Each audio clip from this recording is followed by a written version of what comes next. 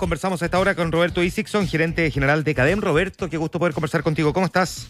¿Cómo están, Nico Morel? Muy buenos días. Hola, ¿qué tal, Roberto? Muy bien, Muy pues. bien, gracias. Oye, tenemos una chorrera de temas, ¿verdad? La lista es larga, pero a partir de la última encuesta, hablemos un poquitito de la figura de Mario Marcel, porque veníamos de una semana en que todos los balances eran súper positivos para Marcel, ¿verdad? El IPC, el IMAC, los acuerdos que se estaban logrando por el pacto tributario, referido fundamentalmente a los temas antielusión, secreto bancario y otro, y cerraba una buena semana el ministro Marcel.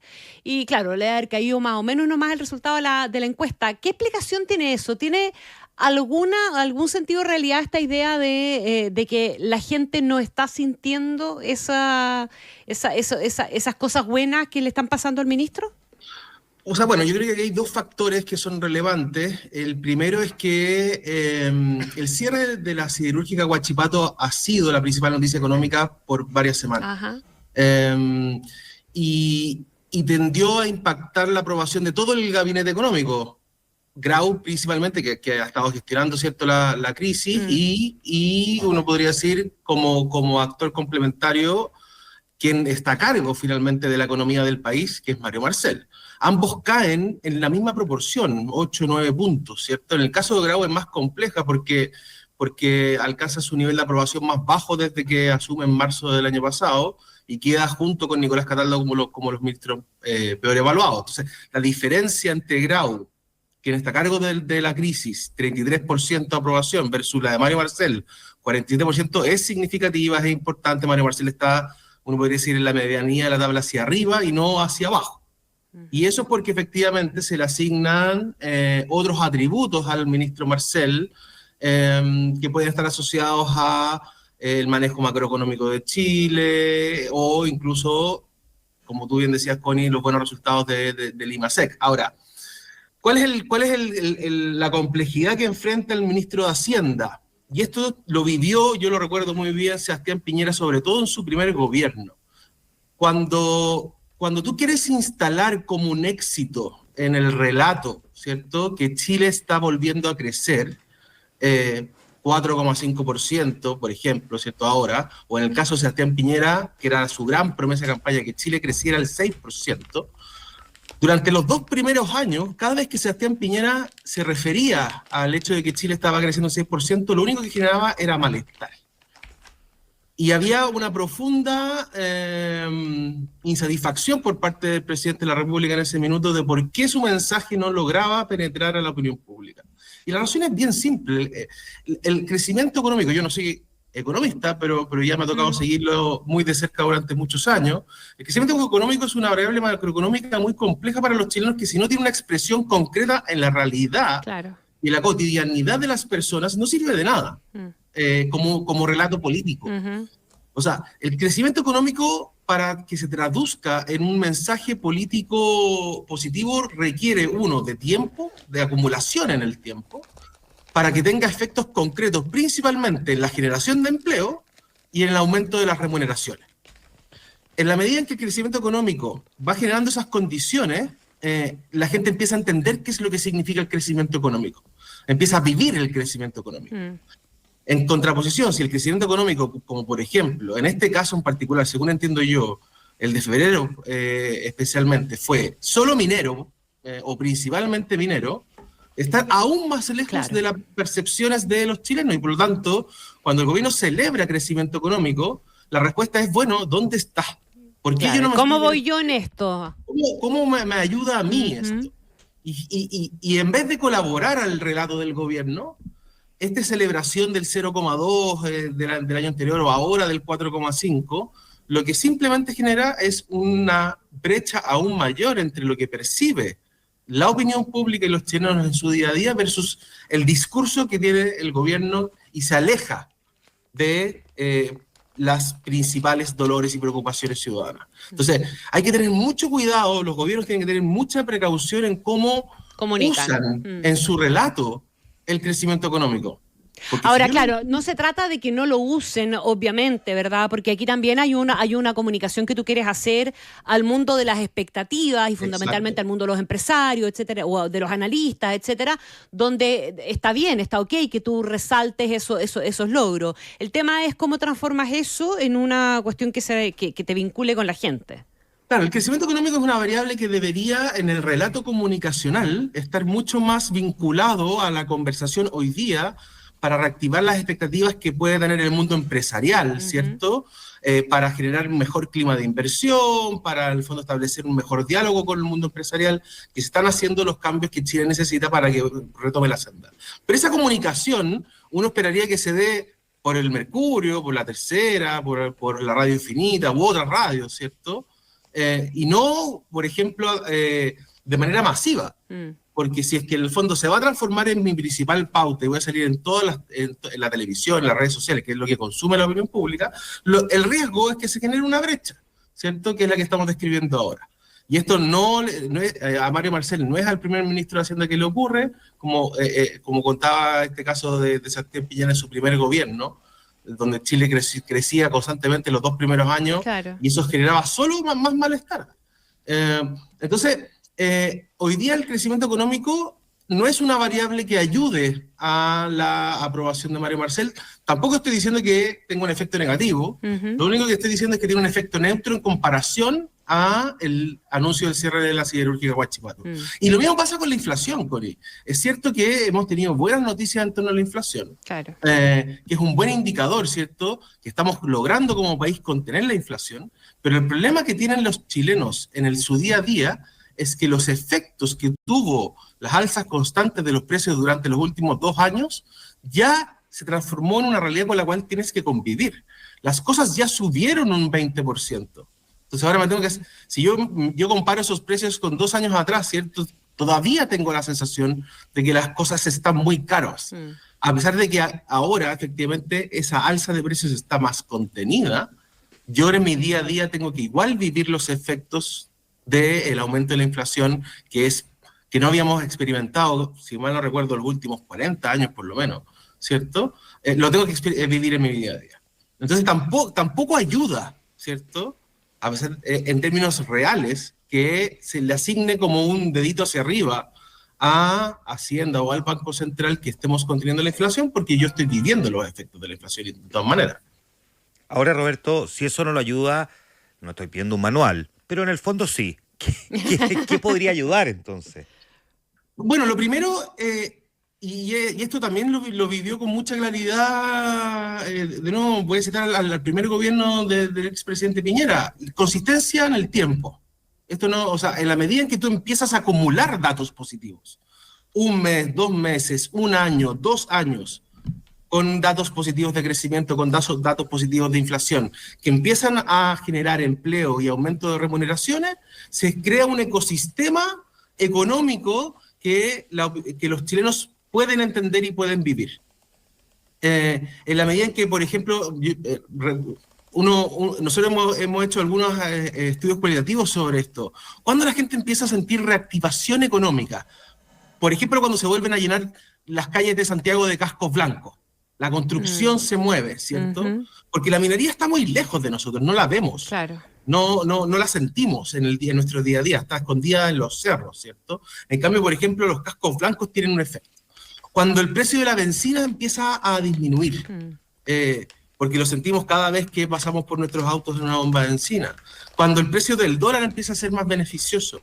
Cuando la UEF empieza a moderarse. O sea, son indicadores de nuestro día a día. Cuando las tasas de crédito de consumo hipotecario, ¿cierto?, empiezan a mejorar. Que son cosas que tenemos la necesidad de poder tener acceso. Cuando vuelvo a soñar con la posibilidad de comprarme un auto nuevo, usado, cuando puedo volver a tener la expectativa de cotizar un crédito hipotecario, cuando pago mis deudas, ¿cierto?, y me alcanza para ahorrar un poquito. O sea, esas son las dimensiones económicas que tienen impacto en el día a día de las personas. Entonces, ¿cómo se logra esto? Con consistencia en el tiempo. No basta 1 mes para poder lograrlo. Es una buena noticia estructuralmente, sin duda es una buena noticia estructural, pero para que se transforme en un activo político, de un gobierno en particular, lo que requieres es muchos más datos positivos en mucho más tiempo. Roberto, la descripción que haces tú sobre la mirada de los ministros en materia económica y especialmente esta descripción que hacemos de ese buen momento de Mario Marcel que no necesariamente queda reflejado en la encuesta, ¿es extrapolable a otra realidad también del gobierno? Digo, en que el gobierno esté actuando en el camino o en la senda que debiera y sin embargo no quede reflejado en la valoración ciudadana. Estoy pensando, por ejemplo, en sacar adelante una agenda de seguridad, que hemos visto, o sea, prácticamente 40 proyectos de ley en 2 años, trabajando en un tema que además no estaba en la carpeta, digamos, del programa de gobierno de esta administración y sin embargo se lo ha tomado en serio. Nadie podría decir que no, porque sería muy injusto. Y sin embargo, claro, seguimos teniendo los problemas delincuenciales y criminales y pareciera que la gente igual sigue culpando mucho al gobierno de lo que está ocurriendo. Yo estoy de acuerdo contigo, Juan Manuel. Me parece que el ministerio por lejos más ingrato que tienen que puede tener un gobierno y el cargo más ingrato que un político tiene que asumir es el del Ministerio del Interior, ya sea en el rol de ministro o incluso en el rol de subsecretario, porque no solo eres quien está a cargo de la seguridad ciudadana, el orden público, sino que además haces de jefe político del gobierno y la gestión y interrelación, ¿cierto?, de todo el gabinete recae sobre esa figura, digamos. Es por eso que los ministerios del Interior no producen candidatos presidenciales, claro. Porque están demasiado expuestos al día a día. Son el gran fusible, el Ministerio del Interior es conocido como el moledora de carne porque estás trabajando más que 24/7, no te quedan horas de día, duermes mal, te despiertan por las noches porque ocurrió algo en alguna parte del país. O sea, es un ministerio probablemente el más desgastante y el más frustrante. Y yo voy a coincidir con que este Ministerio del Interior ha logrado en el Congreso avanzar de manera decidida, sacar leyes importantes, como por ejemplo, haciendo un giro en el programa de gobierno. La ley Naim Retamal fue una de las cosas relevantes que han ocurrido y otra serie de proyectos de ley que han ido ayudando al control de la delincuencia. El problema es que esos proyectos de ley, de nuevo, pasa lo mismo que en economía. Para que se sientan en el día a día requieren tiempo de instalación, de la generación de políticas públicas, de cambios de protocolo, de aplicaciones específicas que puedan ir en el fondo generando un mejor clima. Y en cambio, lo que tenemos hoy día en Chile, ¿cierto?, es que hay dos fenómenos. Esto lo digo porque acabamos de preparar un informe, de hecho, sobre esto. Uno, la percepción, sabemos, de preocupación de los chilenos sobre la delincuencia hoy día está en su punto más alto histórico. Los niveles de temor están en su punto más alto histórico. Y a pesar de eso, la victimización global viene cayendo. Pero cuando haces la distinción de qué es lo que viene cayendo, vienen cayendo los hurtos, vienen cayendo los robos en vivienda no habitada, el hurto simple, o sea, los delitos que generan menor temor, digamos, o menor preocupación son los que están cayendo de manera muy significativa, y en cambio están en su nivel histórico más alto los delitos de altísima connotación pública. La violencia con intimidación, o sea, el robo con violencia o intimidación, los homicidios y los secuestros. Los homicidios hoy día, el año pasado llegamos a una tasa de 6,7 por cada 100.000 habitantes, veníamos de una tasa de 3%, si mal no recuerdo. Entonces, hemos transformado la delincuencia en una cuestión también que tiene un impacto televisivo demasiado grande y por lo tanto la delincuencia se transformó en una cuestión coyuntural. Y el Ministerio del Interior completo ha tenido que andar de bombero en su día a día y eso evidentemente genera un impacto en sus niveles de aprobación. Ahora, dicho eso, a mí sí me ha llamado la atención la caída de quien era yo diría el principal activo de este gobierno, que era Manuel Monsalve. El subsecretario del Interior, a pesar de todas las dificultades en torno a la delincuencia, tenía hasta hace 2 meses un 60% de aprobación y era después de Jaime Pizarro, que más que ministro es campeón de América, ¿cierto? Primero. Claro. Era el segundo ministro mejor evaluado, o miembro del gabinete mejor evaluado. Y la aprobación del ministro Monsalve ha caído 11 puntos en los últimos 2 meses, fecha que coincide con la firma del convenio de colaboración con Venezuela y todo lo que ha venido después de eso a partir de el secuestro y asesinato del militar venezolano en Chile. Entonces, también eso habla, ¿cierto?, de lo difícil que es esto, de lo difícil que es administrar el Ministerio del Interior, y que un pequeño error de evaluación o incluso una decisión que tienes que tomar tiene costos políticos a nivel de la opinión pública, que te lo hace saber de manera inmediata. ¿Por qué crees tú que se produjo esa caída de Monsalve? Yo sé que cuesta entenderla, digamos, no puede ser multicausal, pero ¿por qué? Porque lo hemos tenido más activo en términos públicos, más que porque lo vemos siempre haciendo la pega, pero una cosa es esa y otra que hay momentos en el que habla más, momentos en que habla menos, y por lo tanto cuando tú tienes una exhibición pública también la gente te asocia, ¿no?, a los problemas sobre los cuales te tienes que referir. Nosotros, Juan Manuel, se lo asignamos a la firma del convenio con Venezuela. Perfecto. La fecha coincide, la caída de estos 12 puntos coincide en el mes en que se firma el convenio, y desde ese momento, sumado al caso del militar venezolano, ¿cierto?, asesinado, digamos, en tierra chilena, la agenda del ministro, al menos desde lo público, ha cambiado. En vez de hacerse cargo de los temas asociados a la delincuencia, ha tenido que hacerse cargo, ¿cierto?, de la firma del convenio, y por lo tanto esa agenda ha tenido un impacto negativo sobre la percepción del subsecretario Monsalve.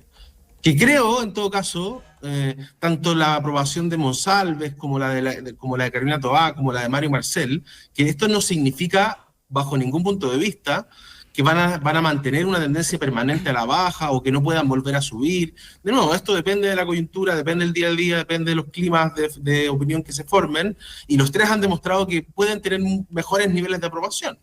Y por lo tanto uno no puede descartar nunca, ¿cierto?, que puedan mejorar sus niveles de aprobación en los próximos meses. Tú planteabas en alguna conversación anterior o en estos días la idea de un eventual cambio de gabinete. La posibilidad de pensar en el fondo o en evaluar ese eventual cambio o cuestionarse por lo menos como gobierno, ¿verdad? La idea de si se hace necesario o no se hace necesario un cambio de gabinete. ¿Por qué? Si yo fuera asesor del gobierno, al menos ¿Qué puede cambiar? un tema, Claro. que habría puesto en discusión. Por una razón más bien estructural del gabinete, que no tiene que ver ni con Toá, ni con Monsalve, ni con Mario Marcel.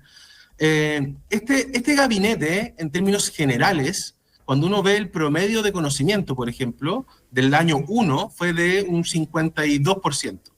El promedio del gabinete en conocimiento del año 2 es 52%. O sea, no mejoró en nada.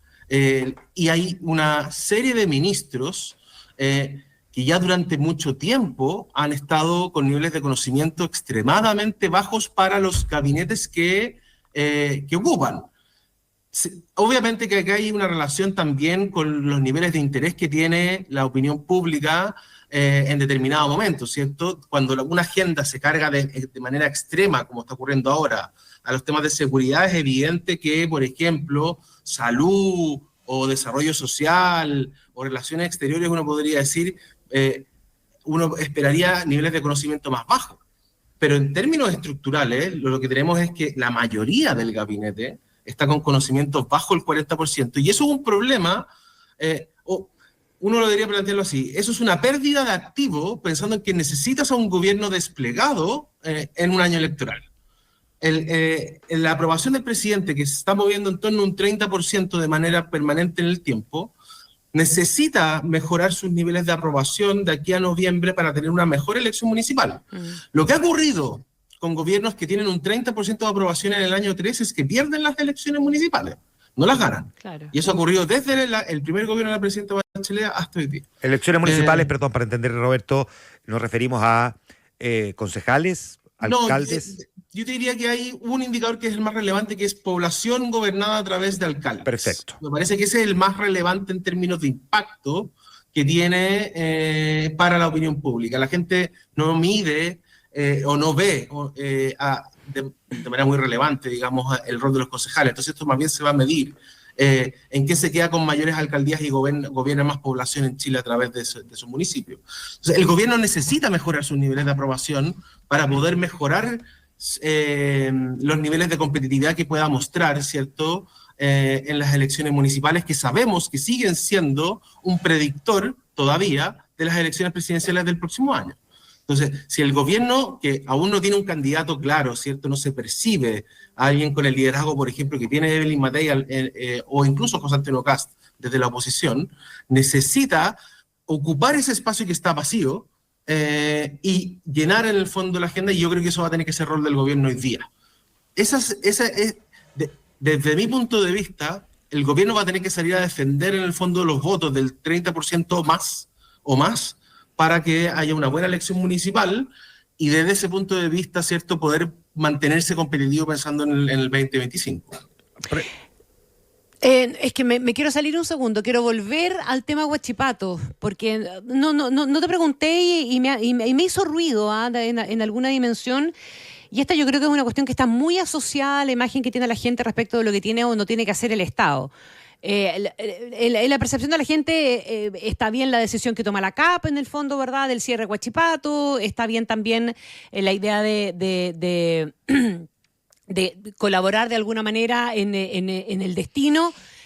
Pero también en la cabeza de las personas pareciera estar la idea de que haya subsidios, de que haya esta ayuda.